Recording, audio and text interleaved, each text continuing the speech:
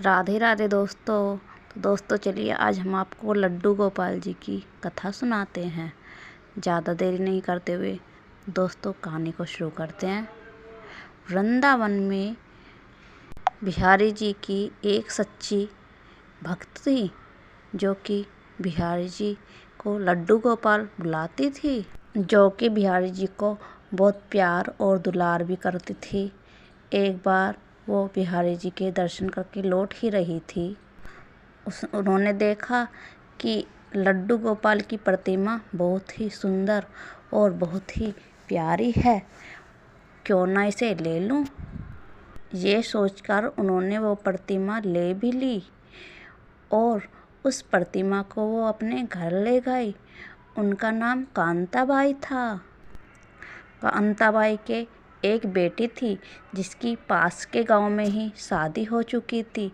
अब कांताबाई लड्डू गोपाल जी को अपने घर लेकर चली गई और घर में वो अकेली रहती थी। लेकिन अब घर में दो लोग हो गए थे, एक लड्डू गोपाल, एक कांताबाई। अब वो लड्डू गोपाल जी को बड़े प्यार से अपने घर में रखती और उन्हें बड़ा प्यार और दुलार करती और दिन रात उनकी सेवा करती। क्या मजाल जो उनकी लाला को कोई तकलीफ़ हो जाए, वो दिन रात उनकी सेवा में लीन रहती। एक दिन की बात है, कांताबाई अपने लाला को भोग लगाने के बाद, लाड़ दुलार प्यार करने के बाद विश्राम करा दिया और खुद भी कुछ देर के लिए विश्राम करने लगी और तभी उन्हें ज़ोर ज़ोर से हिचकियाँ आने लगी और वो बहुत बेचैन हो गई। अब तो कांताबाई को कुछ भी नहीं सूझ रहा था और वो दौड़कर तुरंत लड्डू गोपाल जी के पास गई और वो लड्डू गोपाल जी से बोली, तुम मुझे याद कर रहे हो? क्या बात है लल्ला, बोलो। वो उनसे पूछने लगी। अब कांताबाई जी बोली, मेरा लल्ला डर गया, मैंने अकेले से कमरे में छोड़ दिया, इसलिए ये डर गया, मुझसे बहुत बड़ी गलती हो गई। और कांताबाई लड्डू गोपाल जी को बैठाकर बोली, चलो अब हम साथ में राधे राधे भजते हैं और बातें कर बहुत सारी अच्छी अच्छी बातें करते हैं। और वो लड्डू गोपाल जी से अच्छी अच्छी प्यारी प्यारी बातें करने लगी और लाड़ दुलार करने लगी। तभी थोड़ी देर बाद उसकी बिटिया आ गई ससुराल से, जिसका भी विवाह पास के गांव में ही किया हुआ था। अब कांताबाई की हिचकी रुक गई उसकी बेटी आने के बाद। अब तो कांताबाई की जब हिचकियाँ रुक गई तो उसने अपनी बेटी को सारा किस्सा सुनाया और सारी बातें बताई। अब कांताबाई से उनकी बेटी बोली कि माँ, मैं तुम्हें बहुत याद कर रही थी, इसलिए तुम्हें ज़ोर ज़ोर से हिचकियाँ आ रही थी। अब बिटिया ने सारा श्रेय अपने ऊपर ले लिया और तभी आपको ज़ोर ज़ोर से हिचकियाँ आ रही थी। देखो अब मैं आ गई हूँ तो हिचकियाँ भी बंद हो गई है ना। कांताबाई अपनी बेटी की बातों को सुनती रही और हैरान रह गई और कांताबाई बोली, ऐसा भी भला होता है? अब कांताबाई की बेटी बोली, हाँ माँ, ऐसा होता है। जब हम किसी अपने को सच्चे मन से याद करते हैं तो उसे ज़ोर ज़ोर से हिचकियाँ आने लगती हैं। अब कांताबाई ने सोचा, मैं तो अपने कान्हा को लड्डू गोपाल को हर पल याद करती हूँ, यानी कि मेरे लड्डू गोपाल को भी ज़ोर ज़ोर से हिचकियाँ बहुत आती होंगी। हाय मेरा छोटा सा लाला हिचकियों में कितना परेशान होता होगा, हाय हिचकियों में वो कितना परेशान होता होगा। अब कांताबाई इस बात के बारे में पूरी रात सोचती रही। सोचते सोचते सुबह हो गई। अब कांताबाई ने फैसला किया, अब ऐसा नहीं होगा बिल्कुल भी। और कांताबाई ने कहा, अब मैं अपने लल्ला को, ठाकुर जी को बिल्कुल भी परेशान नहीं करूँगी।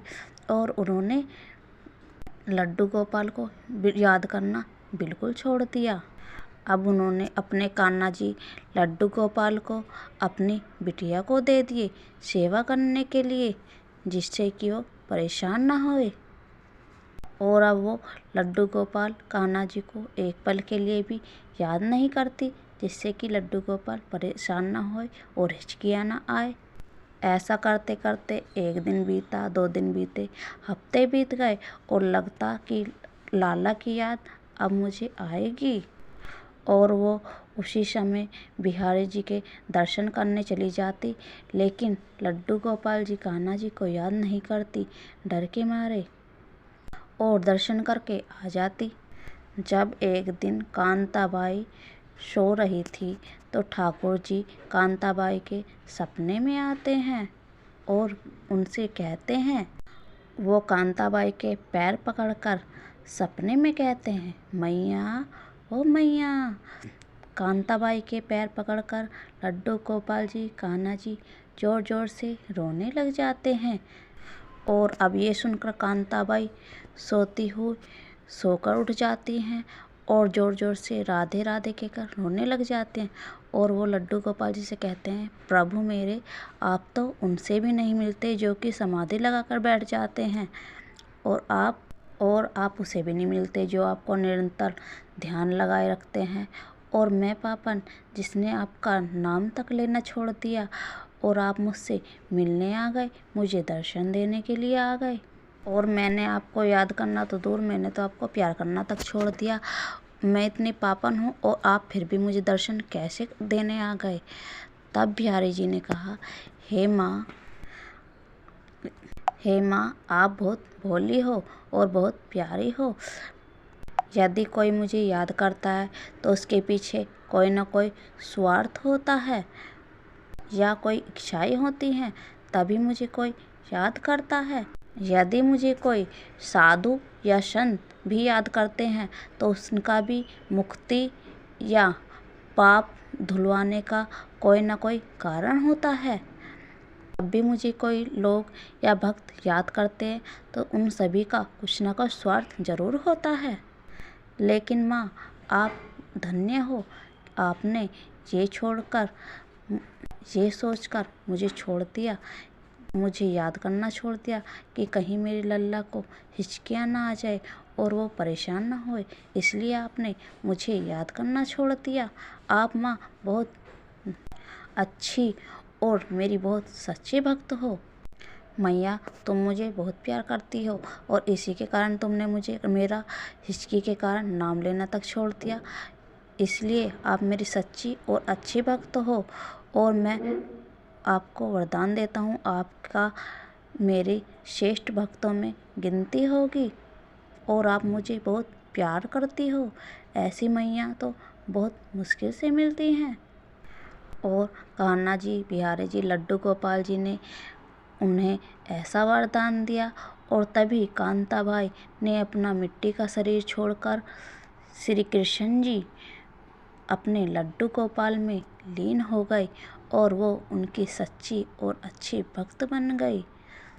इसीलिए बंधुओं, साथियों, ठाकुर जी किसी के धन या दौलत के भूखे नहीं हैं और न ही किसी के अच्छे पकवान या किसी चीज़ के भूखे हैं, वो तो सिर्फ प्यार के भूखे हैं।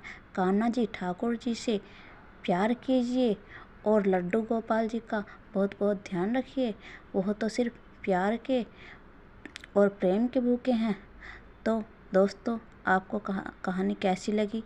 अगर अच्छी लगी है दोस्तों, लाइक और सब्सक्राइब कीजिए और अच्छे अच्छे कमेंट कीजिए। लड्डू गोपाल जी की जय। जय श्री राधे राधे।